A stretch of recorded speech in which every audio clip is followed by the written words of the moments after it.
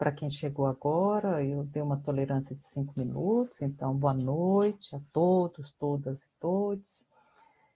De antemão, já quero agradecer o Antônio, porque na aula inaugural acabei sem agradecer, né, a presença do Antônio, que nos ajuda sempre, e da Sara, né, que tem acompanhado a disciplina. Bom, então, hoje, como uma aula de revisão, eu vou fazer um apanhado geral, mas também estou aberta a ouvir dúvidas, né, a levantamento de questões. E aí, essa revisão, no caso, a gente vai fazer um apanhado geral da disciplina, né, da forma como ela foi pensada, exposta no ambiente virtual de aprendizagem, né. O conteúdo da disciplina perpassa por alguns eixos, né, como vocês notaram, que é a concepção de linguagem, que envolve variação linguística, linguagem oral escrita, níveis de linguagem, a leitura, conceituação, fatores que interferem no ato de ler, leitura de literatura, né, que foi justamente o trabalho que vocês fizeram, texto e textualidade, conceituação, fatores de textualidade, produção de texto, gêneros discursivo ou gênero do discurso, ou gênero textual e tipologia textual, e aí essa discussão entre esses dois conceitos. Eu vou começar só compartilhando um poema, para que a gente possa visualizar melhor essa discussão, né? Então, Rio Sem Discurso, de João Cabral de Melo Neto. Quando o rio corta, corta-se de vez o discurso rio de água que ele fazia. Cortado, a água se quebra em pedaços, em poços de água, em água paralítica. Em situação de poço, a água equivale a uma palavra em situação dicionária, isolada, estanque no poço dela mesma. E porque assim estanque, estancada. E mais, porque assim estancada muda. E muda porque com nenhuma comunica. Porque cortou-se a sintaxe desse rio, o fio de água, porque ela discorria, ele discorria. O curso de um rio, seu discurso rio, chega raramente a se arreatar de novo. Um rio precisa de muito fio de água para refazer o fio antigo que o fez. Salvo a grande eloquência de uma chuva, uma cheia lhe impondo interina outra linguagem, um rio precisa de muita água em fios para que todos os poços se enfrasem, se reatando, de um para outro poço, em frases curtas, então frase a frase, até a sentença rio do discurso único, em que se tem voz a ser que ele combate. Bom, então acho que esse poema do João Cabral de Melo Neto, ele expressa, acho que muito da disciplina em termos da discussão sobre linguagem. Né? Só lembrando que a concepção de linguagem, ela abrange todos os outros eixos, né? Então, numa visão macro, né, ela tem uma dimensão muito maior, né? E aí, se nós pensarmos no Rios Sem Discurso, do João Cabral de Melo Neto, a gente pode entender um pouquinho a questão da discussão sobre linguagem, né? Então, quando ele fala que um rio, quando o rio corta, corta-se de vez o discurso rio da água que ele fazia. Cortado, a água se quebra em pedaços e elas se tornam águas paralíticas, né? Então, quando a gente pensa a linguagem, né, e quando a fragmentamos a partir da compreensão de língua portuguesa em pedaços, né, ela perde esse fio que a ata, né? Esse fio que a envolve, esse fio que a constitui, né? Por isso ela se equivale, né, a uma palavra em situação dicionária, uma palavra isolada, estanque dela mesma, né? E por assim estanque, estancada. E por assim estancada muda, né?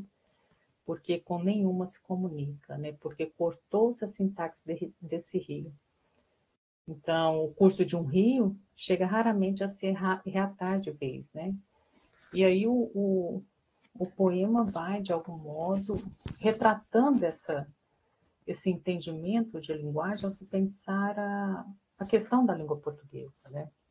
E por que é importante a gente ter clareza sobre a concepção de linguagem? Porque, como já foi dito, né, essa concepção de linguagem expressa o meu lugar no mundo, né, a forma como eu vejo o outro, a forma como eu participo da realidade a partir da mediação nessa relação entre língua e linguagem, né? Alguns autores fazem essa distinção, outros não. Mas ao conceituar, seja uma, seja outra, né, nessa discussão, você acaba por entendendo se é uma visão limitada à língua, como língua portuguesa, composta de frases, palavras, estrutura gramatical, aspectos textuais, gêneros, tipologia, né? Se ela é vista simplesmente nessa dimensão estrutural ou não. Então, olhar a língua como modo isolado, como um conjunto de regras apenas, é ignorar de fato o uso que se faz dela, né? Um pouco da discussão da primeira parte. E ao ignorar esse uso, a língua perde, sobretudo, historicidade, né? Então, se você isola a língua do uso, né, a historicidade se esvai. E o que significa, né, então, isso? Significa compreender a língua como um rio sem discurso, né? Cortado, quebrado em água paralítica, né, equivalente à água paralítica, equivalente a uma situação de dicionário. Então, a água como algo estanque, ilhado, isolado. A língua como conjunto de regras que ignora o uso é vista como modelo, né? A compreensão da língua a partir do que dita a gramática normativa expressa isso. E aí, lembrando que nós não temos só a gramática normativa, né? Há ali um modelo, no caso dessa concepção de linguagem, é um modelo a ser reproduzido em que a língua está pronta e ela é dada e fechada, né? Cabendo ao sujeito decorar e reproduzir esse uso tal como modelo, né? Isso tanto equivale à escrita quanto à oralidade, né? Então, que compreensão esse tipo de linguagem aventa? Que a língua não muda, né? Porque nós não participamos de sua constituição, né? Então, se a língua é isolada, né, como objeto de reprodução, de estudo, né, sem a participação do sujeito, a língua não muda, né? Ela ali está dada. Aí, inclusive, o mau uso que se faz da língua, né? Ao mau uso é imputada a questão do erro, né? Por isso, discursos como ele não sabe português, ele fala tudo errado, mostra esse entendimento. Essa concepção é excludente, portanto, né? Porque exclui quem usa a língua, por exemplo, de modo diferente ao modelo dado, né? Então, quer dizer, se você não fala ou não escreve tal como o modelo prescrito, no sentido de se pensar a língua portuguesa como única, né? Aquela ditada nos modelos do bem falar e do bem escrever, então quer dizer que você não sabe língua portuguesa. Então, essa é uma das concepções de linguagem, né? Que foi abordada no início da disciplina, né? E só que ainda a gente precisa considerar que a gramática normativa, né, esse conjunto de regras, que está muito mais assentado à escrita, ela é aprendida na escola, né? E para quem não passa pela escola, onde que se daria esse aprendizado, né? Uma vez que essa concepção, ela cobra tal entendimento, tanto na escrita quanto na oralidade. Outra concepção de língua é a que é a entendida como forma de comunicação. E para isso há todo um esquema marcado por emissor, receptor, destinatário, código, mensagem. Então, o emissor transmite uma mensagem ao receptor por meio de um código, que é a língua. A mensagem chega ao receptor,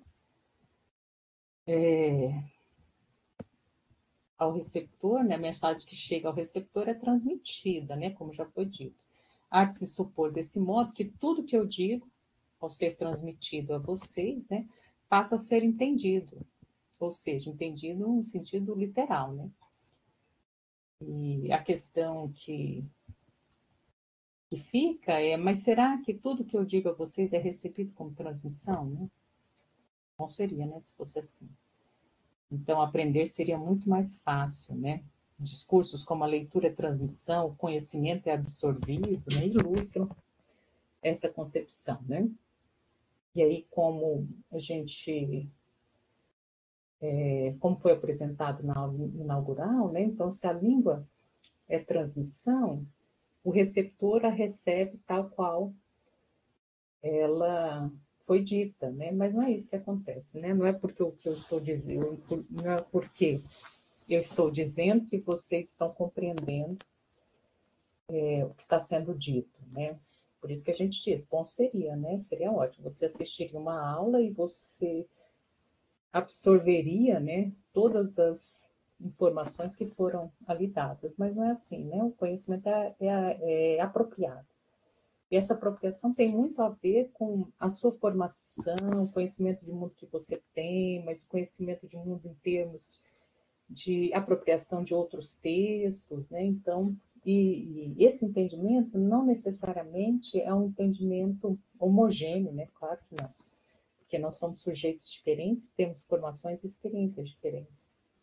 Isso tanto em relação à compreensão de mundo, quanto às experiências em termos de texto escrito, né? De texto teórico.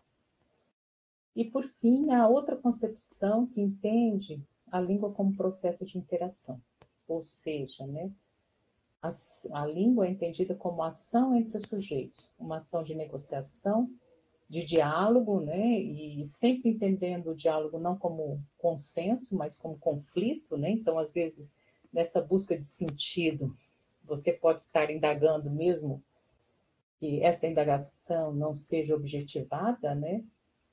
Sobre o que eu estou dizendo. Então, esse diálogo, e aí você vai recuperar, assim como eu, né, discursos sobre leitura, discursos sobre língua portuguesa, né, nessa tentativa de entender esse tipo de concepção. Então, também, como foi mostrado naquele vídeo da professora Beth Bright, né, ela é uma referência nessa discussão,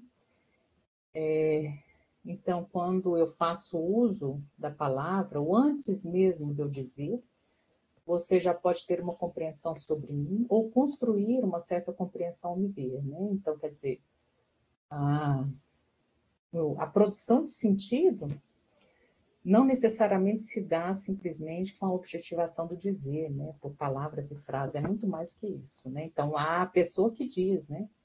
A pessoa enquanto autoridade que diz, né? Então, por isso, expressões como quem é você, né? Para dizer isso, né? Então, não é porque o dizer simplesmente não valida, né, o que foi dito, né? Há toda uma discussão sobre quem diz, como diz, para quem diz, por que diz, né?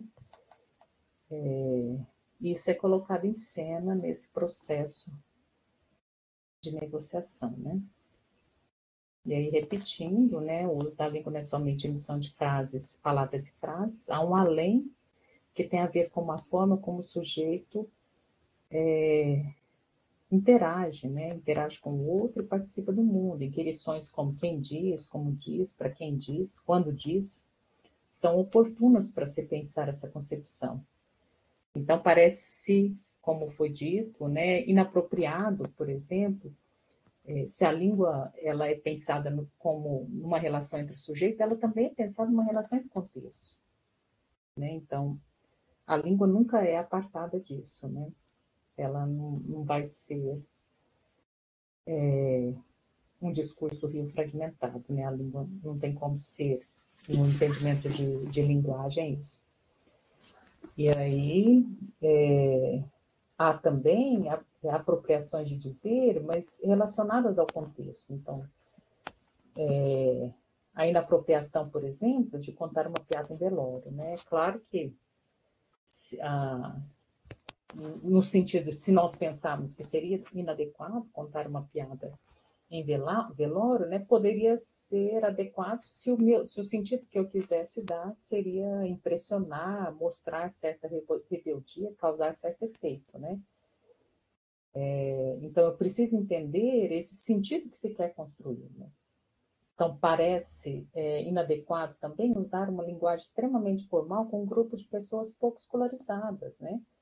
talvez o sentido em relação a isso seja de a pessoa que tem o domínio desse conhecimento, humilhar o outro, silenciar as outras pessoas, né? Porque geralmente o que acontece é isso, o silenciamento.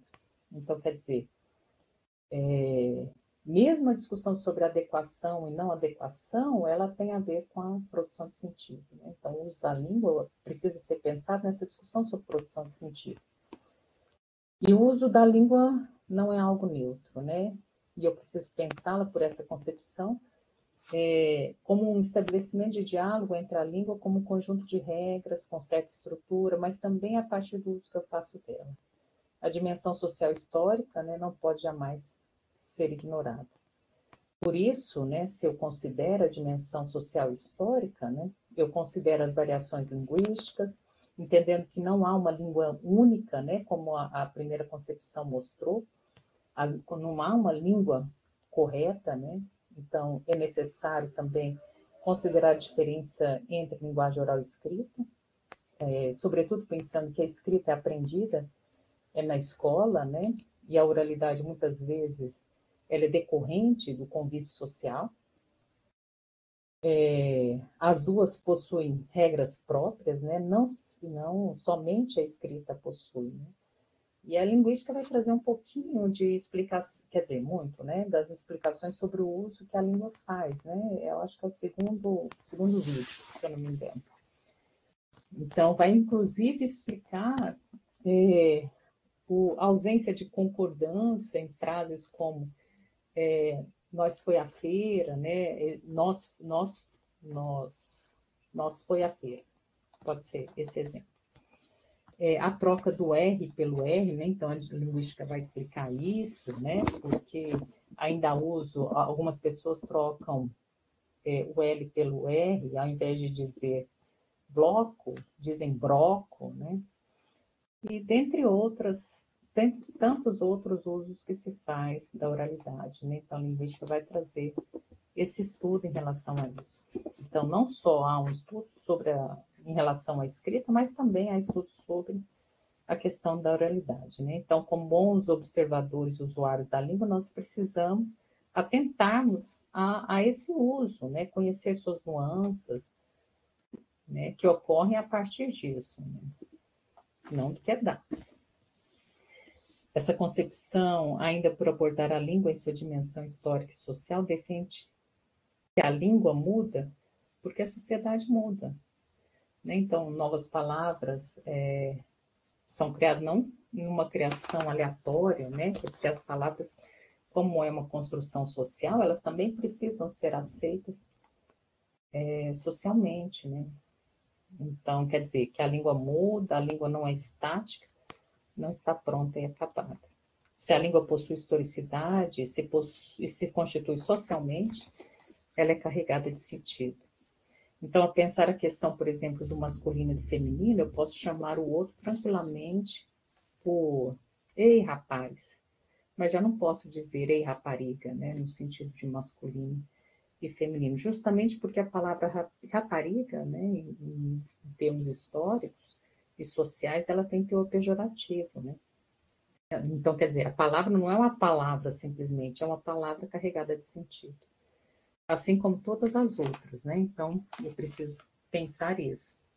Um dos aspectos dessa concepção de linguagem, né, que é o que a Beth Bright diz, né, no vídeo, é o dialogismo. Então, o dialogismo deixa ver o diálogo fecundo que há na língua. Um diálogo entre textos, né, verbais, mas também um diálogo entre discursos. Desse modo, quando alguém conta uma piada preconceituosa, por exemplo, um homem contando uma piada preconceituosa sobre a mulher, não é somente uma piada capaz de provocar o riso. É uma piada que reforça certos entendimentos, certas defesas, que recupera discursos e diz muito sobre quem conta a piada, mas também sobre quem coaduna com ela, né?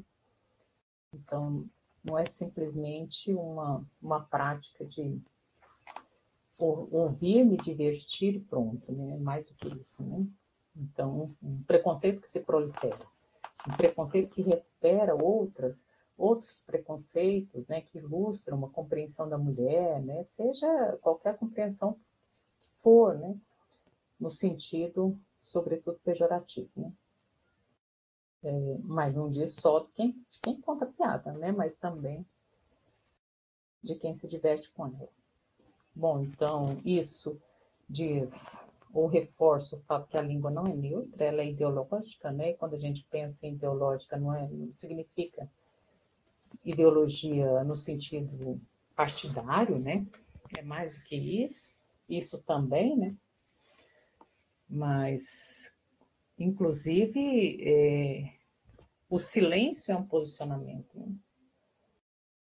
Então, o silêncio não é uma atitude de neutralidade, né? Então, a língua se constitui na relação entre sujeitos, que ao se interagirem por meio dela, também a modificam, né? É um movimento de interação dos sujeitos pela linguagem, né? Então, por mais que eu pense certas estruturas, elas não são definidas, dadas, fechadas, como foi mostrado também na discussão sobre textualidade, né? Por exemplo, os aspectos sobre coesão e coerência.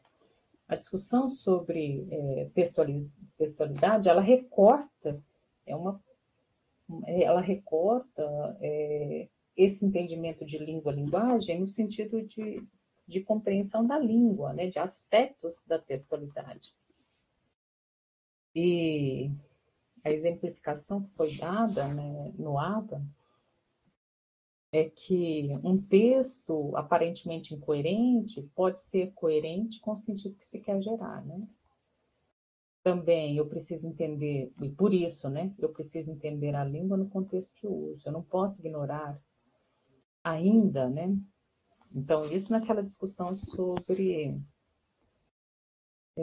coesão e coerência, né? Então, de todo modo, ao se pensar o uso desses aspectos, eu preciso entender o sentido que se quer criar em relação a eles. Claro que o sentido pressupõe, como toda relação que envolve a língua, um auditório social, presumido, né? Que de fato pode não ser o auditório real. Então, quer dizer, para todo dizer, há um público específico, né? A partir desse público, eu projeto meu dizer. Tanto na escolha dos gêneros, quanto na escolha das palavras, da formalidade em relação ao uso da língua, né? Então, é nessa projeção do auditório social que eu construo o meu dizer. Isso se eu não conhecer de fato o público, né?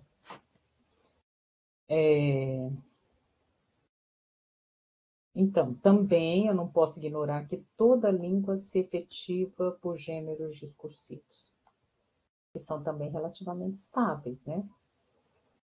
E sobre o gênero, eu preciso pensar sempre a relação entre produção, circulação e recepção. Então, o uso da língua se dá por gêneros, né, que é diferente de tipologia, por mais que a gente tenha aprendido, né, nessa descrição, a descrever a língua por meio de tipologia, né, o que caracteriza de fato a língua, né, a forma como ela se constitui é por gêneros, né.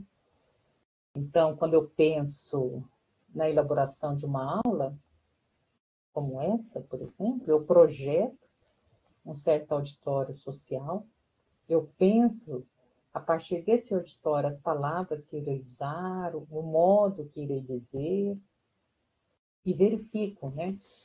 Por exemplo, a partir das atividades e números, o entendimento e a apropriação do que foi dito, né? O meu texto tem público, então, preciso, tem contexto preciso, mesmo que seja presumido, né?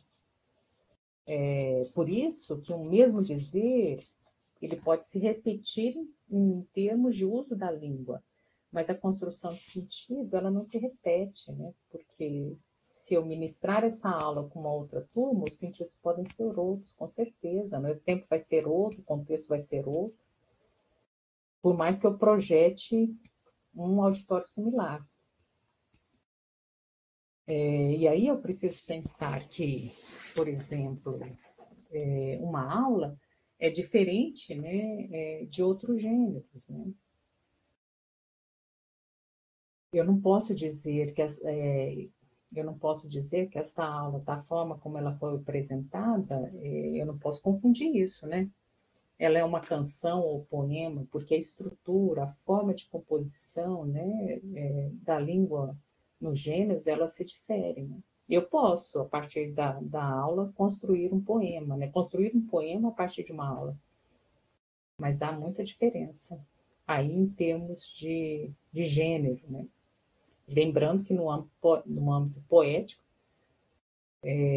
nós temos diferentes gêneros, né? Nós temos a prosa poética, o poema em prosa, né? Nós temos os raiais, nós temos, enfim, né? Uma variedade de gêneros também que envolve os sonetos, né? Os famosos sonetos, que envolvem o poema visual, né? Que também é lindo, né? Então, e aí só lembrando que os gêneros são sempre composições relativamente estáveis, né? Então, quer dizer, nunca é um entendimento a partir de prescrição, né? De modelo dado. Um exemplo disso foi a questão do prefácio, né? Escrito a partir do formato de uma bula, né? O prefácio que está no livro A Casa da Invenção, que é um livro destinado a bibliotecas, bibliotecários, né, no sentido de pensar a biblioteca como centro de cultura. Então, ali, o texto que abre a obra é um prefácio, só que é um prefácio no modelo de bula, né? Isso não faz do prefácio uma bula, claro que não, porque a circulação, a produção e o público é outro, né? Ele nem ocupa o lugar que a bula ocupa, ele possui o formato, né? Mas ele ocupa o lugar de um prefácio. Então, ele se mantém como prefácio, né? Então, um pouquinho do que Marcuse vai chamar de intertextualidade intergêneros, né? Que está na postura de vocês. Então, quer dizer, a gente também precisa pensar e observar, né, essa capacidade criativa do uso da língua. Um gênero que é muito marcado pelo lugar é a epígrafe, né? A epígrafe é muito mais marcada, ela é marcada mais pelo lugar que ela ocupa do que por uma estrutura, né, de certo modo, né? Porque a epígrafe pode ser formado por um trecho de um texto, um trecho de uma canção, um trecho de um poema, né? Então, ela se caracteriza muito mais pela definição de um lugar. E, por fim, né, eu acho que o eixo da discussão sobre leitura era trazer um pouquinho da amplitude da leitura literária, né? A leitura literária como formação humana profunda, né? Lembrando que a leitura literária, ela não tem compromisso com o saber acadêmico, né? Com o saber escolar, muito mais que isso, né?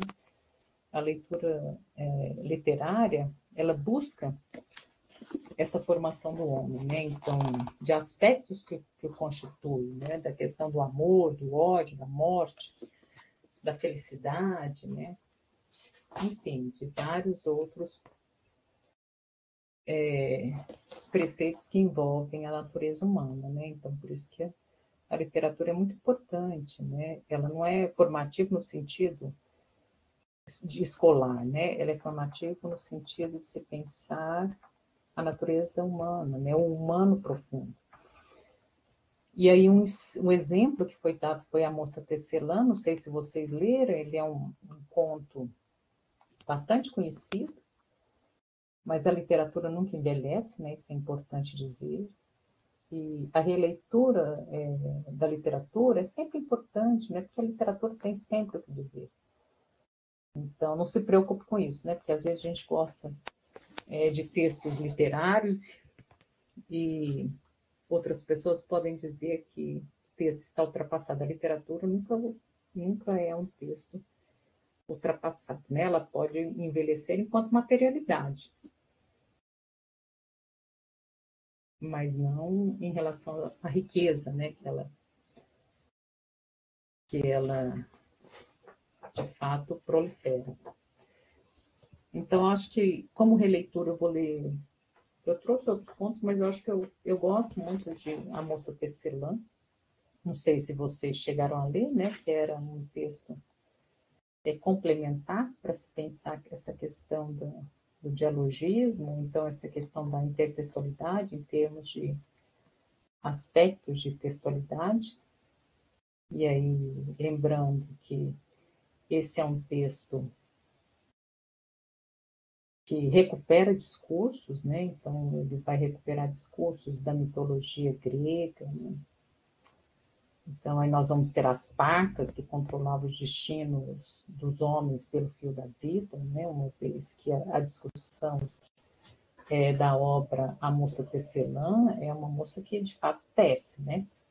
Então, vou ler rapidinho esse ponto, não sei se vocês querem se manifestar, eu posso ler, vocês leram esse conto? Eu não sei, não estou acompanhando aqui, deixa eu pegar o chão.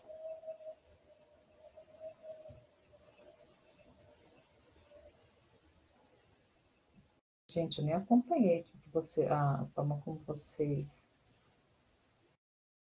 se manifestaram.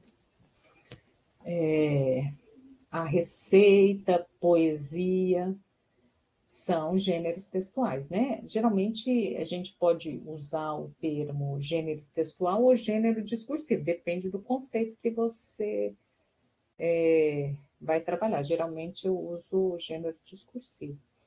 Lembrando que mesmo que a apostila traga outros conteúdos, ela só é um amparo, né? Não necessariamente. A tipologia observada. A tipologia ela é observada em seus aspectos de descrição, de narração. Então, todo o gênero, geralmente, se constitui de tipologia, né? Não sei se vocês... não sei se vocês prestaram vestibular, né? Se é o segundo curso que vocês estão fazendo, mas se vocês lembrarem, essa discussão sobre tipologia nos vestibulares, antes era assim, né? Então, nas aulas de produção de texto, se escrevia texto por tipologia. Depois, isso muda na discussão sobre gênero e o ensino médio passa, por exemplo, a trabalhar gêneros, né? Não só no ensino médio, a educação básica também, né? Então, se entende a escrita pelos gêneros, né? Então, quer dizer, os gêneros podem possuir aspectos de descrição, aspectos de narração, né? Que é o que caracteriza a tipologia textual. Mas o uso da língua, né? Na sua compreensão não restrita à língua enquanto língua portuguesa, mas numa compreensão para um além, né? Uma dimensão extra verbal, no entendimento de linguagem, ela se constitui por gêneros. Né? Sim, o poema é um conto. A Moça Tecelã, de Marina Colasanti. Marina Colasanti é uma das únicas escritoras brasileiras que escrevem contos de fadas, né? Contos de fadas contemporâneos, né? Porque ele, apesar de promover uma discussão sobre as narrativas maravilhosas, né, que são diferentes das narrativas fantásticas, ela atualiza, né, tais narrativas. Claro que, às vezes, a compreensão que a gente tem dos contos de fada é muito mais atrelada aos vídeos da Disney, aos filmes da Disney, né? E os contos de fadas originais, que foram melhor divulgados na década de 80, eles não necessariamente têm a ver com os filmes da Disney, né? Bom, então eu vou ler rapidinho A Moça Tecelã de novo, né? A Moça Tecelã, de Marina Colasanti. Acordava ainda no escuro, como se ouvisse o sol chegando atrás das beiradas da noite, e logo sentava ao tear.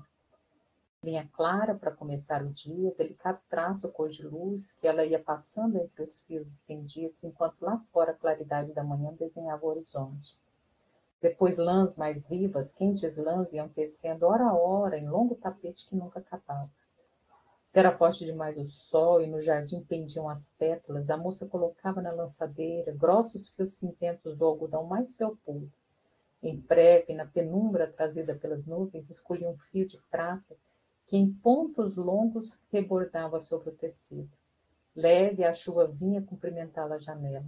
Mas se durante muitos dias o vento e o frio brigavam com as folhas e espantavam os pássaros, bastava a moça tecer com seus belos fios dourados para que o sol voltasse a acalmar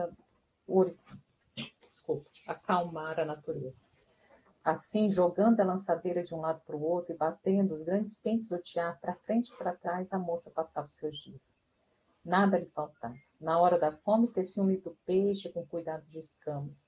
E eis que o peixe estava na mesa, pronto para ser comido. Se sede vinha, suave era a lã cor de leite que entremeava o tapete. E à noite, depois de lançar seu fio de escuridão, dormia tranquila. Tecer era tudo que fazia. Tecer era tudo que queria fazer. Mas tecendo e tecendo, ela própria trouxe o tempo em que se sentiu sozinha. E pela primeira vez pensou como seria bom ter um marido ao lado. Não esperou o dia seguinte. Com o capricho de quem tenta uma coisa nunca conhecida, começou a entremear no tapete as lãs e as cores que lhe dariam companhia. E aos poucos seu desejo foi aparecendo, chapéu emplumado, rosto barbado, corpo aprumado, sapato encaixado. Estava justamente acabando de entremear o último fio da ponta dos sapatos quando bateram à porta. Nem precisou abrir, o moço meteu a mão na maçaneta, tirou o chapéu de pluma e foi entrando em sua vida. Aquela noite, deitado contra o ombro dele, a moça pensou nos muitos filhos que teria para aumentar ainda mais a sua felicidade. E feliz foi durante algum tempo. Mas se o homem tinha pensado em filhos, logo os esqueceu, porque descoberto o poder do tiara, e nada mais pensou a não ser nas coisas todas que ele poderia lhe dar. Uma casa melhor é necessária, disse para a mulher. E parecia justo, agora que eram dois. Exigiu que escolhesse as mais belas lãs cor de tijolo, fios verdes para os batentes e pressa para a casa acontecer. Mas pronta a casa já não lhe pareceu suficiente. Para que ter casa se podemos ter palácio? Perguntou. Sem querer resposta, imediatamente ordenou que fosse feito de prata com arremates de pedra com arremates de prata. Dias e dias, semanas e meses, trabalhou a moça tecendo tetos e portas, pátios e escadas e salas e postos. A neve caía lá fora e ela não tinha tempo para chamar o sol. A noite chegava e ela não tinha tempo para arrematar o dia.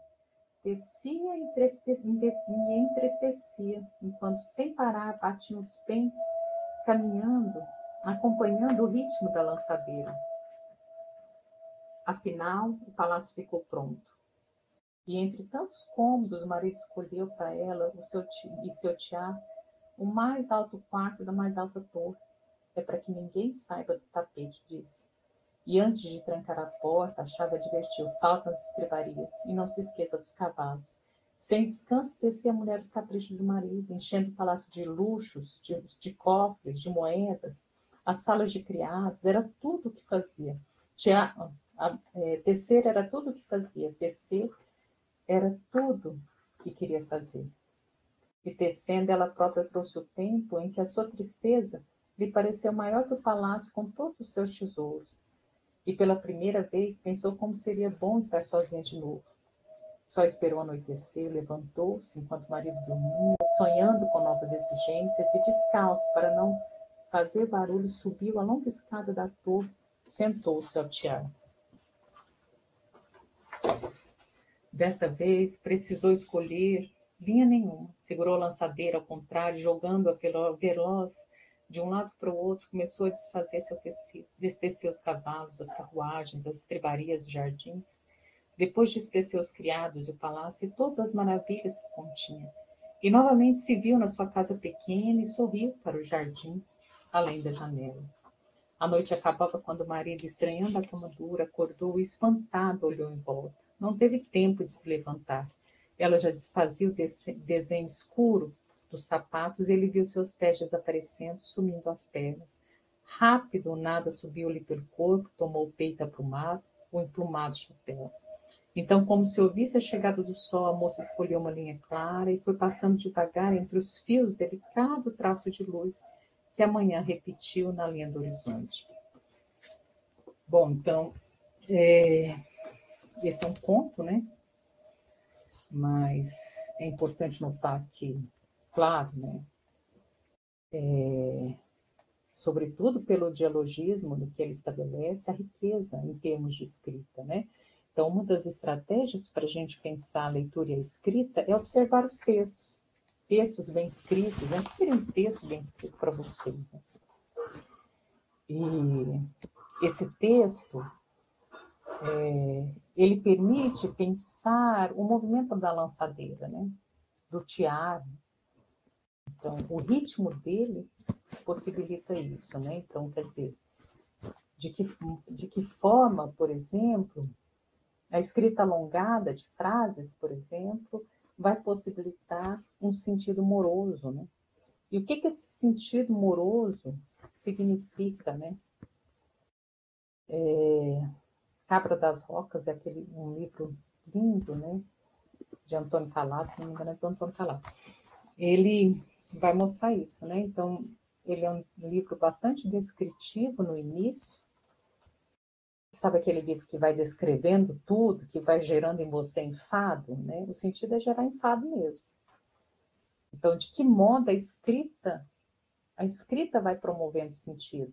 A escrita da moça tecelã, ela é uma escrita ritmada, né? Então, que você faz o movimento do teatro, ora rápido, ora devagar. Então, quer dizer, como que a escrita também está atrelada a essa questão de produção de sentido, né? Em termos de composição, se a gente pensar a literatura, né?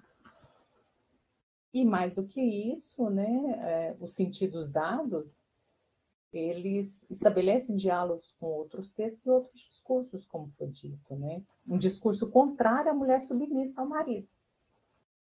Né? Então, quer dizer, mesmo esse discurso de se pensar a mulher contemporânea, né, que se reinventa, né? Então, quer dizer, traça outros caminhos, né? Se ela está infeliz, ele também captura o sentido contrário, né? Então, quer dizer, por isso que os sentidos se digladiam, né? Então, ali, o avesso que se tem disso é a questão da mulher submissa, né? Submissa aos caprichos do marido, que perde a identidade, né, em prol da família.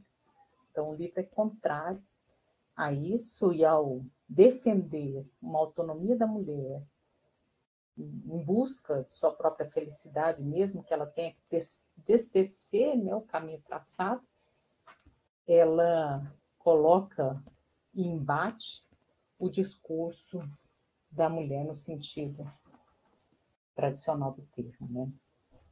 Enquanto modelo de mulher submissa, dedicada à família. E aí, mais que isso, quer dizer, por isso, essa autora é considerada autora de contos de fadas contemporâneos, né? Porque ela pensa, ela projeta a mulher no sentido de mudança de horizonte, né? Mas mais que isso, né, como já foi dito, esse livro ele recupera outros discursos, ele vai recuperando outras histórias, né? Por exemplo, a partir das histórias da mitologia grega, né, como as Parcas, como já foi dito, a Aracne, né, que possui a habilidade de bordar, a Penélope, a esposa de Ulisses, de Odisseia, né, que tecia guardando o marido, né? Então o marido fica por muito tempo afastado, né? E ela, para esperá-lo, ela tece e destece o tecido, né? Claro que o diálogo não cessa aí, né? Ele se expressa também na simbologia das cores e também há ali, né, como foi dito, a representação da mulher, né? Então, essa representação da mulher não submissa ao marido, não submissa ao modelo familiar, né? Que apesar de almejar o marido, uma família composta por ela, por ele, pelos filhos, pela infelicidade que passa a vivenciar, ela não aceita, né, os ditames masculinos, né? Ela destece o que teceu e, afinal, começa a tecer um novo percurso, né? Então, o conto retrata bem essa questão da autonomia da mulher como guia de seu próprio destino. Bom, houve outros textos, né, que foram colocados lá, inclusive podcasts, né, para vocês pensar a questão da literatura, né, na discussão sobre linguagem literária, né, e, inicialmente houve acréscimos de vídeos, né, para que o conceito, por exemplo, de leitura literária pudesse ser clareado, né, uma vez que vocês, como bibliotecários, claro que na biblioteca não tem só literatura, né, tem livros outros, inclusive livros informativos, né, biografias, mas no caso a gente estava pensando a literatura e a experiência da mediação, né? E para isso, na experiência da mediação, para se pensar a literatura, é preciso saber escolher obra literária, até porque nós temos um acervo grande, né, de obras literárias, mas nem toda obra é literária, às vezes ela é paradidática, né? Às vezes ela é simplesmente informativa, né? Então, o bibliotecário precisa conhecer as obras, né? Saber identificá-las, né? Isso é muito importante, né? Até como orientação para os próprios leitores, né? Em termos do papel que ele assume como mediador de leitura, né? O mediador de leitura é aquele que não só permite acesso, né? Compartilha a experiência, mas instiga o leitor a outras buscas, né? Isso é importante dizer. Bom, isso foi o que foi pensado, né, de modo geral em relação à disciplina, ao que havia sido de algum modo dado, né, no caderno base, mas que a disciplina, claro, que não se limita ao caderno base, inclusive faz recortes em relação ao que o caderno apresenta, né? Vocês querem fazer alguma pergunta, querem dizer sobre a experiência de algumas partes da disciplina, querem se manifestar de algum modo? Nós vamos ter um encontro presencial e eu pensei que o encontro presencial, eu estou pensando seriamente em abordar um pouco sobre a disciplina, mas de fato contribuir para uma formação, para um percurso que é acadêmico, falar um pouquinho da escrita acadêmica, né? Eu tinha pensado em trabalhar na aula presencial um pouquinho das exigências, né, que são feitas no percurso da academia mesmo, pensar a questão da escrita acadêmica. Bom, a avaliação eu ainda não a compus, né, que eu ainda vou corrigir as atividades, observar como que foi a atuação de vocês, né, mas a avaliação, ela recupera todo o conteúdo, né, ela não se limita a um conteúdo específico. Se a minha pretensão for trabalhar na aula presencial com texto acadêmico, a prova, na verdade, ela vai se limitar ao que foi trabalhado no livro base e o que está exposto no APA, né? Que é o que vocês, de fato, leram. Eu não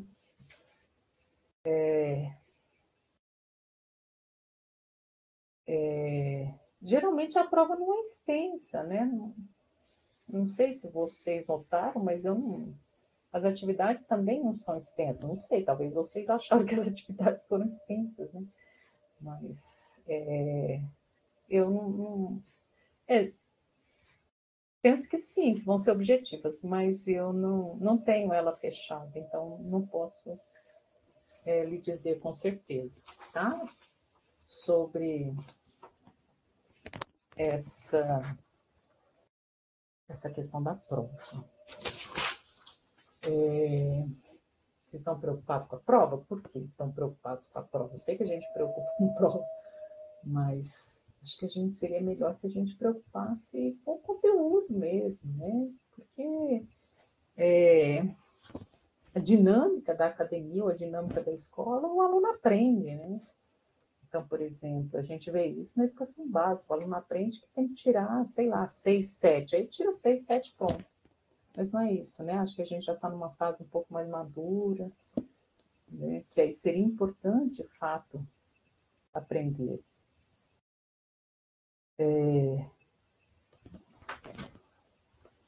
Bom, Bruna, não sei, como eu lhe disse, eu não pensei mas acho que não precisa, não tem necessidade de usar apostila, não acho que não, né? Não precisa ser uma prova de consulta, até porque se ela for objetiva, não vai precisar, né? Eu acredito. Vai precisar usar apostila. Mas vocês não querem conversar sobre o conteúdo, conversar sobre a experiência da disciplina, querem tomar a palavra.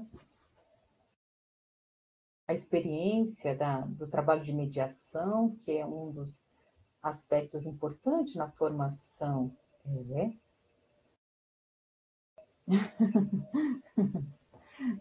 Essa é a sua experiência, Bruno? É engraçado, né? É porque vocês estão iniciando o curso, né? E esse é um aspecto bacana de se pensar, a leitura e a escrita acadêmica, né? No começo parece muito difícil, você não consegue entender muito as coisas, não consegue fazer ligação, mas daqui uns dias, quando você estiver lá no 6º período, você vai lembrar e falar, nossa, agora que eu estou entendendo certa disciplina. Né? Tá todo mundo ansioso. Não, com certeza. Eu agradeço, né, a sua colocação, né? Eu vou estar atenta a isso, mas de modo algum a prova vai ser construída com penalização, tá? Pode ficar tranquila, mas eu vou lembrar das suas colocações aqui. A gente não tem intenção, de modo algum, de fazer algo difícil, tá bom? Que pareça concurso, né? E aí, em concurso é bom, né? Porque se você treinar pelas provas, né? Você treina uns 5 anos, aí pelo menos é o que dizem. Né? Aí você entende a dinâmica das provas, né? Claro que depende também de quem compõe, né? Eu lembrava quando eu analisava provas de vestibular, né? Então, se aprende certa estrutura de composição, né?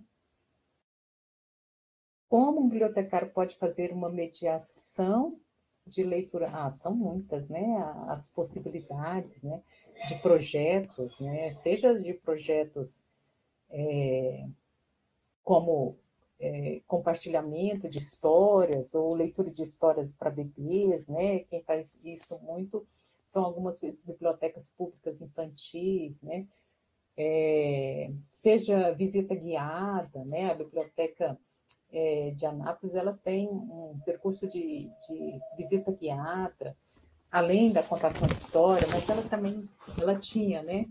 Hoje eu já não tenho muito contato mais, mas a biblioteca ela tinha um projeto que era levar livros aos pontos de ônibus, né? Então eles faziam tipo uma estantezinha e colocavam lá, né? Pegue e leia um livro. Então, quer dizer, a biblioteca ela se estende, né? Enquanto extensão de braço para a comunidade, né? No sentido não só de aproximar o leitor do livro, né? E para isso é preciso pensar no público, né? Diferentes estratégias para se pensar no público. Lembra o grupo Guaia, vinculado ao CEPAI? Ele também faz, não sei se você vai em feira, então eles vão em feira contar histórias, às vezes eles vão em barzinhos contar histórias, então quer dizer, o bibliotecário, claro que o espaço da biblioteca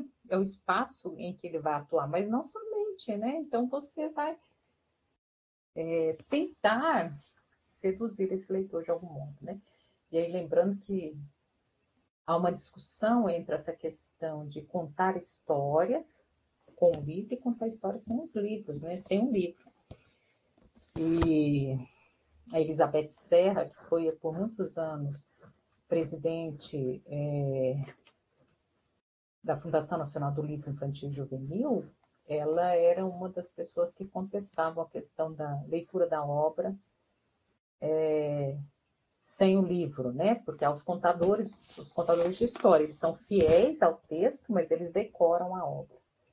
Então, porque a Elizabeth Serra, ela dizia que é importante mostrar a obra, ler a partir da obra, né? Para que os leitores entendam que a história está ali, né? Porque senão ele vai estar sempre precisando do mediador, né?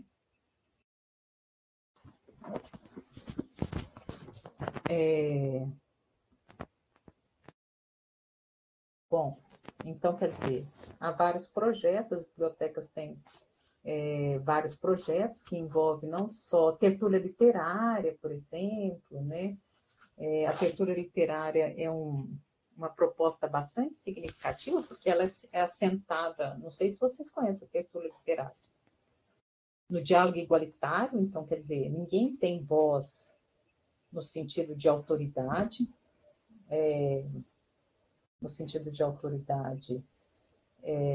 para sobrepor sentido de leitura, então, quer dizer, elege-se um livro. Seria bom se pudesse, os participantes pudessem eleger o livro, mas geralmente isso não ocorre, porque às vezes a biblioteca não tem um quantitativo grande de livros, de um mesmo livro, né? Mas elege-se o livro, elege-se também a quantidade de leitura que vai ser feita, então vai ser feita por capítulos, né? Toda sexta-feira, já viram isso? E a tertúlia literária, só que a literatura literária é diferente de simplesmente ler e discutir livro. Ela tem toda uma metodologia, né, que é assentada, como eu disse, em teoria.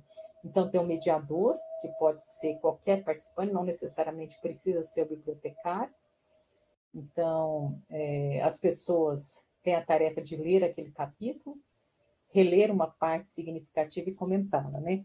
Essa participação do leitor, ela não é feita aleatoriamente, né? Então, você vê que ela tem toda uma estrutura. Ela é dada a voz a quem, por exemplo, não disse ainda, né, em termos de ordem. Então, por exemplo, porque tem gente que se inscreve sempre, né? Sempre quer dizer, tem gente que gosta de participar, mas é o mediador que, no processo de inscrição, é que verifica isso, né? Então, quer dizer, quem não disse, ele sobe a ordem. Então, quer dizer, e a tertúlia literária, muitas vezes, pode se compor a memória final, enquanto discursos que foram ali proferidos, né? Não no discurso vinculado à pessoa, né? Mas as discussões ali promovidas, né? E essa memória é lida ao final. Então, a tertúlia literária, quer dizer, a tertúlia não necessariamente precisa ser literária, né? Mas a tertúlia pode ser acadêmica, pode ser vinculada à arte, mas também é uma estratégia bastante significativa. Mas tem também outras tantas, né?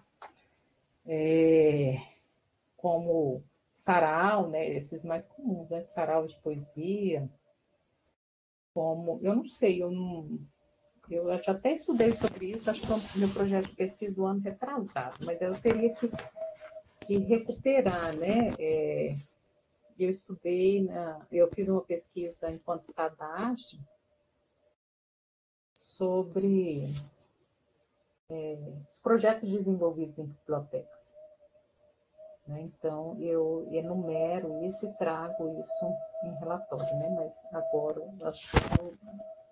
minha lembrança é pouca. Mas há muitas ações que podem ser feitas enquanto projeto no processo de mediação, né?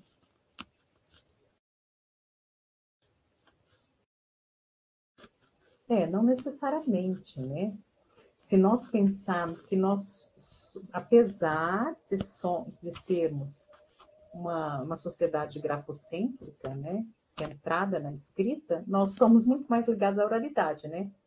Então, exemplo, né, você chega num hotel, você não lê as normas, né? você compra um objeto, você não necessariamente lê o manual, né? Você pergunta para alguém, então a gente é muito mais atrelada à oralidade. A língua, seja ela no âmbito da oralidade e da escrita, ela evolui, né? Ela avança conforme a sociedade, né? É claro que a gente entende que a escrita foi uma forma de registro de memória, né? Então, por isso ela tem esse atrelamento ao passado enquanto registro de memória. Mas se você entender a língua numa perspectiva de interação, ela também vai mudando, né? A escrita também vai mudando. E é preciso entender isso. No âmbito de formalidade, né, as pessoas escolarizadas, elas têm acesso maior a uma escrita monitorada, né? Porque quem não, se você tiver uma formação simplesmente vinculada à oralidade, né, que se dá pelo convívio social, essas marcas de uma escrita, de um uso da língua formal, não necessariamente aparecem, né? Então, eu sei que historicamente a escrita esteve atrelada ao processo de registro de memória, né? E ela muitas vezes ainda está, mas não necessariamente ela é sempre recorrência ao passado, né? Se pensar a língua enquanto mudança, né? E aí a gente precisa entender, não sei se vocês têm essa dificuldade, não sei sua idade, Bruno, mas eu tive muita essa dificuldade, por exemplo, de entender a linguagem dos jovens, né? Sobretudo nas redes sociais, né? Porque como eles usam uma linguagem, muitas vezes, sem as vogais, né? De maneira mais reduzida, eu tinha dificuldade de entender a linguagem dos jovens nas redes sociais. A diferença em relação ao uso da linguagem, tendo em vista as diferenças de gerações, né? Então, isso tudo precisa ser entendido. Não sei se lhe respondi, se foi clara, mas mesmo uma sociedade marcada pela escrita como a nossa, nós ainda somos muito vinculados à oralidade, né? Muito mais atrelados a ela do que a escrita. Praticamente todas as sociedades, há poucas sociedades não vinculadas à escrita, né? Que seria comunidades que não têm contato com a escrita de modo algum, né? É claro que há comunidades assim, né? Mas são poucas. Geralmente essas comunidades são de algum modo marcadas pela escrita como a nossa, né? Então, uma sociedade grafocêntrica, em que a escrita tem grande importância, né? A escrita tem grande importância. É muito legal a variação linguística, só que a variação linguística é preciso entender que a variação linguística ela permite pensar, né, uma democratização, né, uma democratização no uso da língua, então quer dizer, cai por terra o entendimento que há uma língua correta, né, que há um uso da língua, seja na oralidade, seja na escrita, feita de modo correto. E aí a gente não pode associar a variação linguística somente à oralidade. Então, se nós pensarmos O Tempo e o Vento, né, os livros de Érico Veríssimo, ele começa, naquele livro sobre o Capitão Rodrigo, né, ele começa a ali marcas de uma oralidade, né, de variação linguística, e ela está na escrita. Então, não posso dizer que a variação linguística ela só acontece na oralidade. Não, ela também está marcada pela escrita, né? Ela também pode estar materializada na escrita. A gente vê isso também em jornais ou noticiários televisivos, né? Que para apresentação de certos sujeitos, em termos de estereótipos, né? Construção de estereótipos. Mostra-se trechos do dizer deles caracterizado pela linguagem oral, né? Mas, diferentemente, por exemplo, de quem diz ou quem escreve, há o contraponto entre um dizer ou uma escrita monitorada e esse evidenciamento do dizer alheio, né, por aspas, de maneira reduzida, né, ou fragmentada, como aparece na oralidade. Na oralidade é assim mesmo, né? Você está falando, começa a falar de um assunto, de repente muda para outro, sem necessariamente fazer uma ligação, uma ligação em termos de vinculação, né, de ideias, né? Então você começa a conversar com as pessoas, você começou um assunto, passou para outro, e assim vai sucessivamente. Você começa, diz uma palavra e de repente diz ela pela metade e já recupera e diz outras. Então, ela não segue a estrutura da escrita, que é mais presa a isso, né? Então, você não pode transcrever uma fala, claro que a gente transcreve, tal qual a pessoa diz, mas usar isso como contraponto de uma escrita monitorada, né? Mas é muito legal a diferença de sotaque, as gírias, né? E a gente precisa pensar também a construção de estereótipos em relação a isso, né? Então, eu acho que eu falei para vocês, né? Como que as novelas trabalham o mineiro, né? Eu sou mineira. Então, sempre na ideia do caipira, né? Então, quer dizer, e aí não só na forma de vestir, mas no uso das palavras, né? Em termos de variação linguística. Então, é preciso observar essa questão dos estereótipos construídos em relação ao uso da língua, né? Que é uma visão, com certeza, preconceituosa. Os ditados populares. Os ditados populares também, os ditos populares também são interessantes, né? Às vezes eles trazem até perspectivas preconceituosas, né? Mas elas caracterizam o sentido em certo tempo, né? Seria legal você poder discutir isso. Quem faz muito isso em obra é o Carmo Bernardes, né? Carmo Bernardes, ele tem uma literatura vasta. A literatura dele é vasta em ditados populares, né? Em ditos populares. Mas é interessante também você pensar isso, né? Então, quer dizer, importante que vocês estão pontuando, né? A forma como observam a língua. É isso aí, o percurso. Se pensar a língua portuguesa, observá-la no sentido de produção de sentido, né? De se pensar um sentido que quer ser ali construído, né? E aí, como bibliotecários, né, eu acho que esse acesso a livro e a leitura é muito importante. A escrita também, né? Deixa eu ver aqui.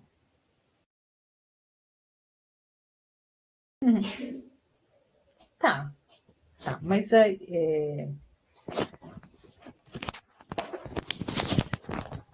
algum livro para indicar? Dissertação? Bruna, mas a discussão sobre ensino, sobre língua portuguesa, ela está mais atrelada a gêneros discursivos, né? Então, talvez seria mais interessante estudar os gêneros, pensar essa caracterização no uso dos gêneros, do que voltar-se à questão da tipologia, né, textual. Não sei, poderia pensar, posso levar para você Mas eu acho que, mais do que isso, eu sei que a disciplina ela acaba muito centrada no caderno base. Vocês precisam pensar como escrevem, como leem, se entendem o que leem, o que é ler, o que é escrever, porque não adianta você pensar a língua fragmentada, né? Como é que é a sua escrita, né? E aí, uma experiência bacana você sabe diferenciar a escrita no sentido que é escrita literária, o que é escrita acadêmica, né? Quais aspectos que a diferenciam, né? Por que na escrita acadêmica, a escrita constituída na universidade, você não pode escrever com duplo sentido, gerando duplo sentido, como faz em outras formas de narrar, como a própria literatura, né?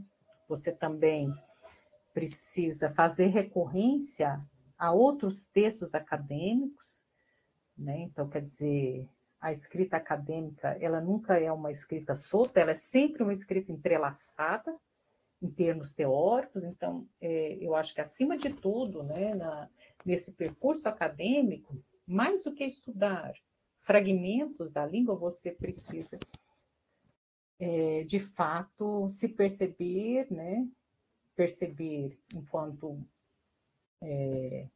algo a desenvolver, né, enquanto leitor, enquanto e escritor, né? Então, como você é enquanto leitor e escritor, né? Leitor que simplesmente decodifica, escritor que simplesmente reproduz, né? Então, eu acho que mais importante que pensar a língua a partir de fragmentos é observar o nosso lugar enquanto formador de leitor, né? Formador de leitor que precisa ter uma relação com os textos. E o texto acadêmico, como é que se dá a relação do leitor com os textos acadêmicos, né? Então, o texto acadêmico, diferentemente do texto literário que eu posso ler ali na praça, né? O texto acadêmico não me permite isso, né? Porque ele é denso, né? Ele é denso teoricamente, né? Dizendo. E muitas vezes, um parágrafo, você não entende o texto acadêmico. E mesmo que você continue a leitura, você continua não entendendo. Você acha, eu vou chegar até o final para ver se eu entendo. Mas o percurso não é esse, né? Então, para o entendimento de texto acadêmico, para começar, você precisa entender os conceitos que ali estão, né? Não é entender o sentido de cada parágrafo, né? É entender os conceitos, né? Compreensão de homem, compreensão de sociedade, que ali, de algum modo, se manifesta, né? E aí é diferente, né? Uma forma de ler diferente. E a forma de escrever também, né? Que é preciso tomar muito cuidado com a questão do plágio, né?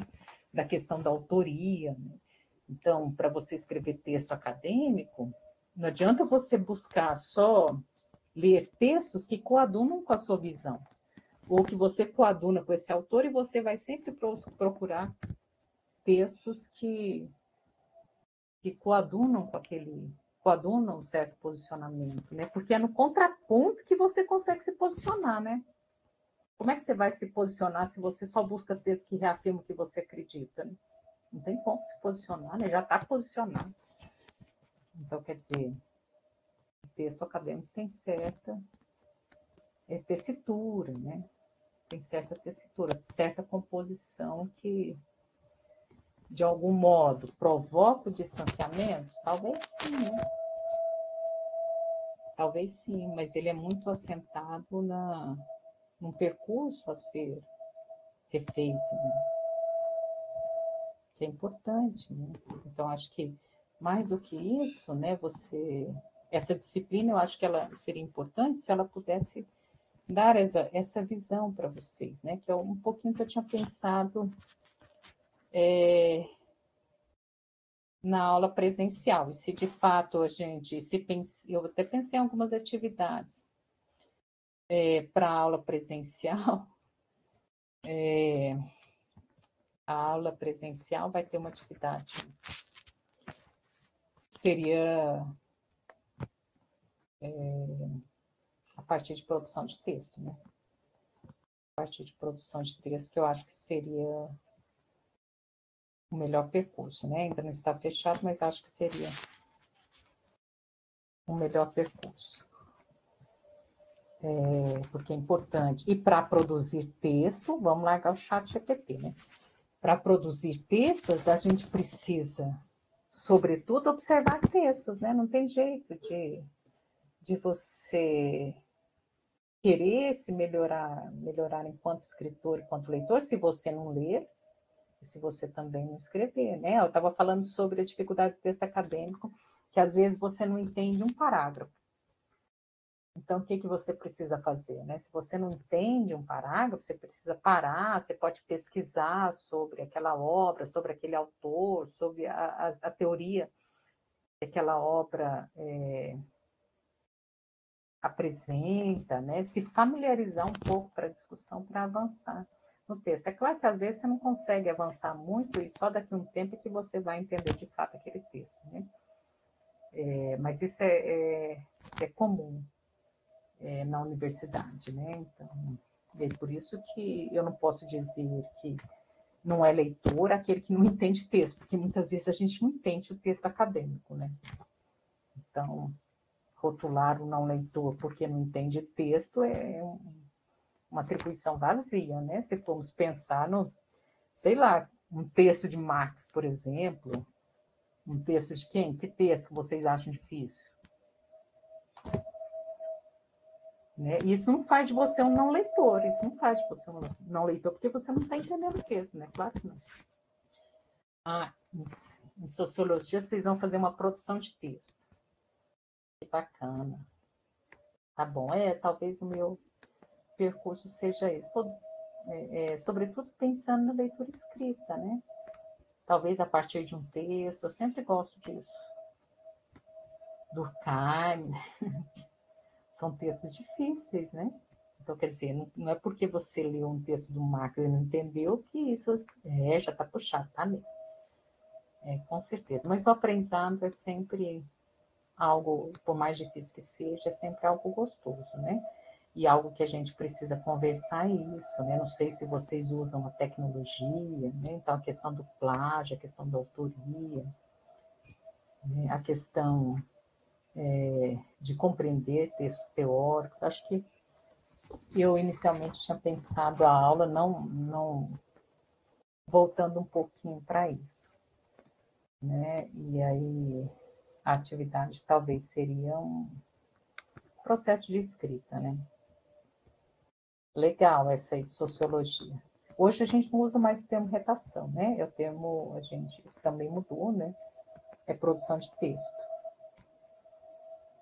E aí, vocês têm mais algumas perguntas? Então, vocês estão preocupados querem uma produção que seja mais tranquila, que não seja muito pesado, já está muito puxado. Vou considerar isso tudo. Como que vocês se apresentam como leitores e escritores? Querem falar um pouquinho? Tem dificuldade na escrita? Como é que a gente sabe se tem dificuldade? Muitas vezes você pede para uma pessoa ler o que você escreveu, mas não pede. Claro que você vai pedir para um amigo, para namorado, para namorada, mas não peça só para ver, né? Peça para dizer o que ele entendeu, que é assim que você vai saber se de fato ele entendeu, né?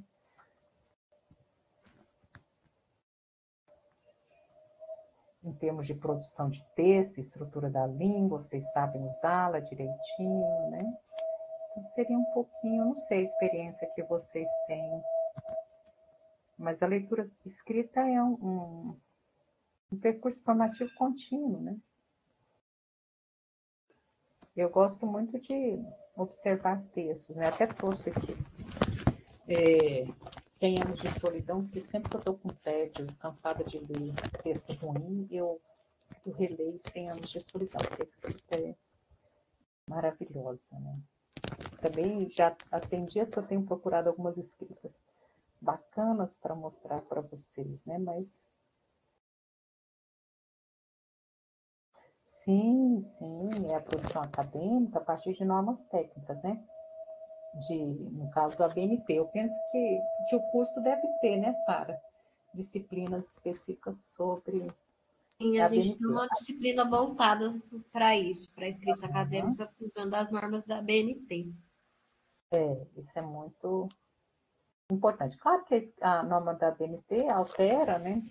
Dependendo para onde você vai escrever, você nem usa a norma da BNT, mas é importante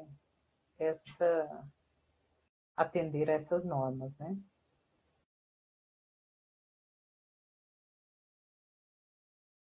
Querem tomar a palavra? Podem fazer uso da palavra para o microfone. Mas eu vou considerar tudo que vocês estão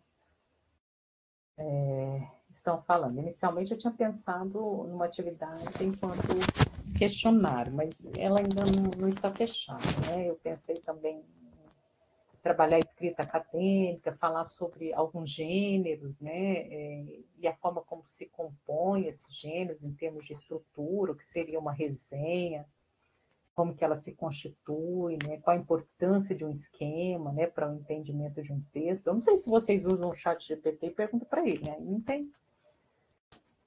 Mas eu não sou usuária desse chat, né? Claro que para quem é importante levar em conta o princípio ético, né?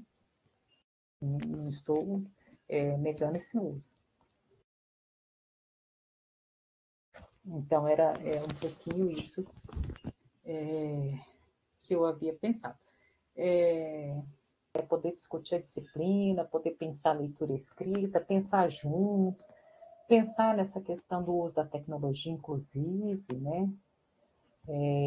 Pensar no papel de vocês enquanto formador de leitor, o que é leitor, né? A gente poder discutir umas temáticas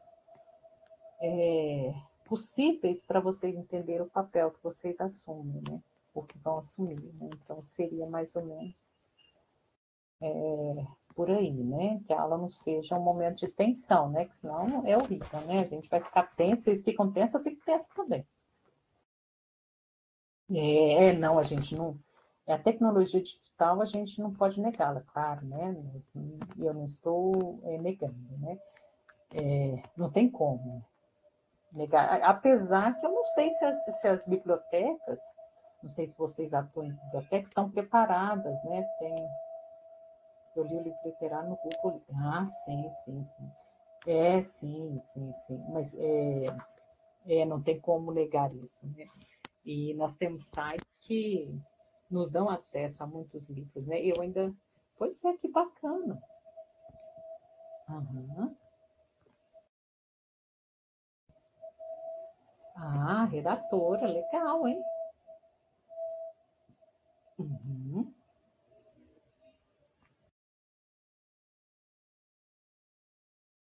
Ótimo, você gostou mais da experiência do diálogo, né? Que é muito esse papel que você vai exercer. E lembrando, a gente aprende muito com o outro, né? Mesmo que esse outro seja o texto verbal, né? O diálogo que você estabelece com aquele texto, a forma de observá-lo, né? A sua composição, né? Então, a escrita formal do texto, né? Você vai aprendê-la, eu acho, né? É a minha experiência, muito mais na relação com os textos, do que em estudar a gramática propriamente, dizendo, né? No caso, a gramática normativa. Então, o acesso a textos bem escritos, a observação de como eles se compõem, os aspectos de textualidade no sentido de recuperação do dizer, no sentido de acréscimo de ideias por parágrafos, né? Como é que um parágrafo não se repete, né? Ele pode até repetir, né? Tem teórico que ele faz um parágrafo, de repente, conclusivo, né? Isso é ótimo para o leitor, né? Que já não está entendendo nada, mas aí ele sabe que tem um parágrafo conclusivo, aí ele consegue entender alguma coisa, né? E ele está sempre... Vygotsky é assim, né? Ele está sempre reforçando o sentido, ajudando o leitor a não fugir, né? As notas de rodapé fazem isso, né? Evita que o leitor saia do eixo. Ele pode sair, né? Há percursos outros, isso é muitas vezes pontuado na nota de rodapé, mas até então este texto segue este percurso. Então, quer dizer, de que forma há estratégia no texto para a construção de sentido também. E na construção de texto é importante você observar a tessitura, né?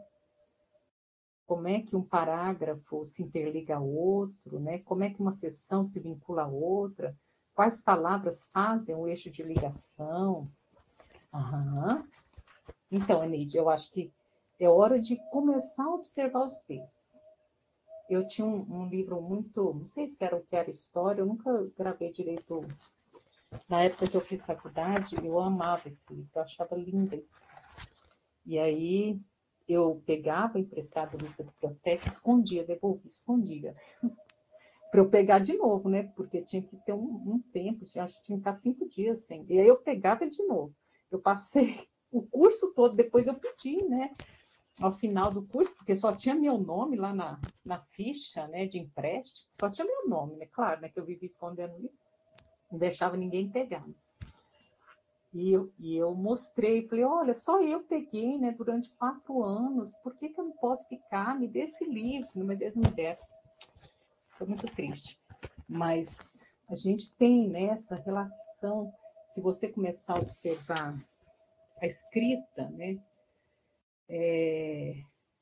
eu, na graduação, eu fazia isso, né, já fiz por algum tempo em algumas turmas da graduação. A gente tinha um caderno em que eles observavam essas retomadas discursivas, esses aspectos de coesão que são, de algum modo, resumitivos, isto é, ou dito de outro modo, né? Formas de iniciar parágrafos, né? Palavras conceituais, de conceitos gerais, né? Por exemplo, capital humano, né? Olha tanto que essa palavra capital humano, ela prende sentido teórico, né? Então, a gente... sim, isso mesmo. Mas o que seria um texto bem escrito, né? De que forma um texto nos prende? Então, é importante observar, estou pensando no sentido da língua portuguesa, né? Começar a observar os textos. O gênero é a mesma coisa, né? Se um professor lhe pedir um artigo, como é que você faz? Você... Tá. Sim. Tá bom. Só terminando a questão do artigo aqui, eu já comento sua fala. Um artigo, aí você precisa ler artigos para entender a sua composição. Claro que há uma estrutura mais ou menos definida para essa composição. Pensei em falar isso no sábado, né? Da gente trabalhar e pensar esses textos acadêmicos. Então, eu sou professora de literatura, né? Eu gosto muito de literatura, né? Então, eu posso sim indicar, né? Eu tinha um grupo de pesquisa, mas depois que eu comecei a atuar, eu atuo numa diretoria na pró-reitoria de graduação, aí acabou que eu tinha um grupo de estudo que era assim, um semestre a gente lia literatura, o outro semestre a gente discutia teoria. Então, a gente trabalhou os autores russos, né? Trabalhamos também literatura goiana, então a gente ia fazendo essa mescla. Foi muito bacana. Deixa eu voltar aqui, mas eu posso indicar sim. Independentemente do tempo da disciplina, né? O dia que você manda mensagem para mim, a gente pode ir conversando, inclusive, sobre os livros. Tá, Janaína, eu vou pensar direitinho, vou conversar com a coordenação, se puder ser um questionário posterior, e aí vocês podem participar da aula de maneira mais tranquila. Eu vou pensar nisso, sim. Sim, a literatura nos prende, né? Esse livro, 100 Anos de Solidão, eu já li várias vezes, porque eu acho a escrita belíssima. Tá, não fique apreensivo, né? A gente precisa, sobretudo, entender que a língua portuguesa não pode ser tabu, né? Você se comunica por meio dela. E é porque, como a gente é um contato rápido, né? Mas com as turmas de graduação presencialmente, como eu trabalho leitura e escrita, né? O processo se dá na escrita e na reescrita, na escrita e na reescrita, né? Então, de que forma você vai atuando no texto do estudante, ajudando esse estudante a se melhorar como escritor, né? O caminho seria esse, mas acaba que a gente não dá conta, né? A disciplina é muito curta aqui. Michele, nem sempre, é claro que uma escrita, nem sempre, né? Às vezes a gente se apaixona por escritas um pouco mais de ordenamento, um pouco diferente, né? Também.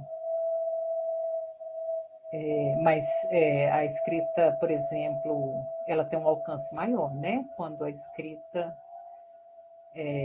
não é rebuscada, né? É de fácil entendimento. Esse é o Gabriel Garcia Marques. É um livro belíssimo, né? 100 anos de... Isso mesmo. 100 anos de solidão. Eu tive muita resistência, né? Que eu tinha um amigo que falava, nossa, você tem que ler 100 anos. Eu falava, nossa, mas é solidão demais, né? 100 anos, Deus me livre, né? Mas os últimos livros que eu li, só que eles não estão aqui, estão na casa da minha filha, eu acabei que eu não... foram os livros do Itamar Vieira Júnior. Itamar Vieira Júnior, né? Nossa, mas são belíssimos. Tanto Torto Arado, quanto Apagar o Fogo, né? Apagar o Fogo. Nossa, vale muito a pena. O livro a escrita dele é lindíssima. Salvar o Fogo, Salvar o Fogo, Salvar o Fogo. Alguém escreveu Salvar, eu lembrei do Salvar o Fogo, acho que é Salvar o Fogo. São livros também premiados, vale muito a pena ler os livros do Itamar, que é um geógrafo, né? Mas, enfim, né? Acho que falar de livro também é muito bacana, né? Então, a experiência de vocês enriquece a mim e vice-versa. Uhum. Uma leitura técnica. Eu não sei em que sentido você diz leitura técnica, mas você está dizendo que não gosta muito da literatura, né? Eu penso. Porque a literatura, leitura formal e técnica. Então, eu não sei em que sentido você diz o que seria uma leitura. Para começar, a leitura não se limita a texto.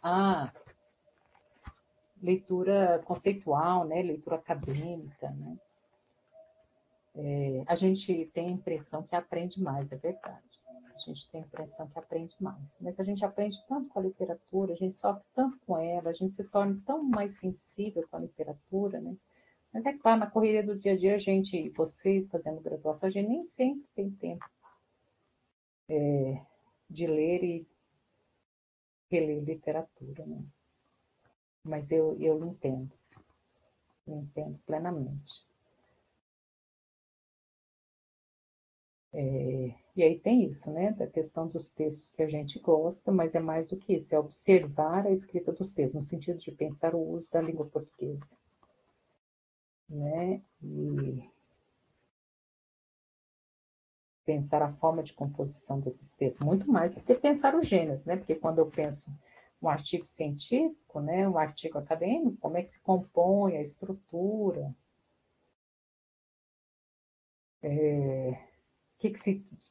quais os elementos do resumo, né? Uhum.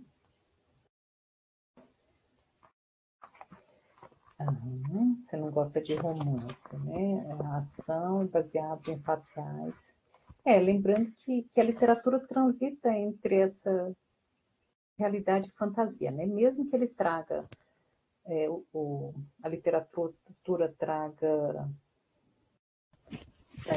seja um livro baseado na realidade, ele tem sempre aspecto da ficção, né? É para um além do fato histórico, por exemplo. Sim, mas nós podemos falar sobre texto acadêmico ou vocês não querem? Querem que a gente frise no conteúdo da disciplina? Porque eu acho que talvez fica muito maçante, né? A gente já falou na aula, vocês já leram material, falamos na aula de revisão, aí de novo na aula presencial, parece chato, né?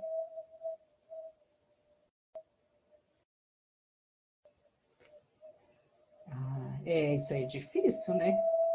Leitura de dados, sistematização desses dados em gráficos, essa é uma grande dificuldade. Sim, sim, sim. É uma possibilidade além, né? Se pensar, inclusive, em um mundo diferente, né?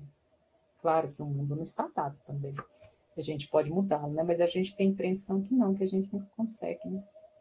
E a literatura nos permite esse salto, né? Mais do que isso, né? Ela nos ajuda a entender o outro, entender a dor do outro. Né? Ela nos torna mais humanos, né? Mais sensíveis, né? Ao outro, ao mundo, né? Então você compartilha, você vivencia a dor alheia. Eu achei muito sofrido, Salvar o Fogo é super sofrido, eu nem consegui ler, assim, eu tive que parava uns dias, que a literatura ressoa, né? Diferente de outros textos, a literatura ressoa, você passa muitos dias sofrendo, né, com o personagem, apesar de estar distante do livro. Mas é muito... E isso desenvolve empatia. Importante, né? Mas a gente pode trabalhar com os textos literários, os textos acadêmicos. O problema é que eu não consegui ainda encontrar textos mais curtos, né? Literários eu até consigo, mas textos acadêmicos eu não consigo, não estou conseguindo encontrar textos curtos. Né? Vocês, em relação ao curso, qual dificuldade vocês apresentam em termos de manifestação de leitura e escrita? Talvez a gente poderia ajudar nesse quesito. Né? Vocês têm reclamação de professor que diz, nossa, não entendi o que você escreveu, né? Falta clareza. Porque às vezes, para vocês, o que você disse está claro. Por quê? Porque às vezes o aluno tem um entendimento de que escrever é objetivar tudo que está na mente. Você pensa muita coisa e você vai objetivando, né? E aquele fluxo de pensamento, muitas vezes rebuscado, aparece no texto, né? E para você está claro, né? Porque é a expressão do seu pensar. Tá. Tá. Não, eu vou pensar direitinho, vou ver a questão da prova, senão a gente, se ela não for objetiva, a gente pensa numa coisa bem tranquila, podem ficar sossegados, a gente faz da aula um momento que seja um momento leve, né? A intenção é, de modo algum, a gente entende, eu entendo completamente, né? Que vocês vêm de outros lugares, né? E tem aula o dia todo, né? Que acaba sendo muito cansativo. Eu e a Sara vamos considerar isso tudo, tá bom? Bom, não sei. Eu que lhe agradeço, Bruno. E a gente vai se encontrar presencialmente. Depois de amanhã. Depois de amanhã. Depois da, acho que a primeira é a aula de filosofia, né? Não sei.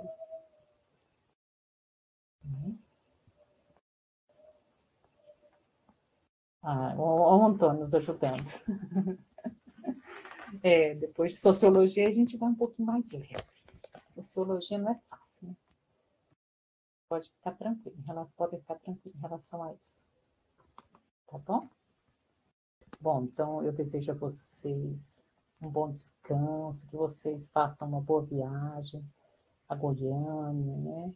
Não venham sofrendo, né? A pretensão do encontro presencial jamais é fazê-los sofrer, mas é entender também as dúvidas, né, que os acomete, conhecê-los também, porque não deixa de ser ruim esse não conhecimento do outro, né? Talvez a gente se encontre em outras disciplinas, inclusive. Então, é uma partilha de saber, né? Uma tentativa de ajudá-los a avançar de algum modo. Tá? Vamos pensar assim e a gente trabalha a disciplina de um modo mais leve. Tá bom? Eu desejo a vocês também uma boa noite, uma boa viagem, que vocês cheguem bem. Nós estamos ansiosos para conhecê-los. Tá bom? Um abraço carinhoso a todos e todas e todos. Até sábado.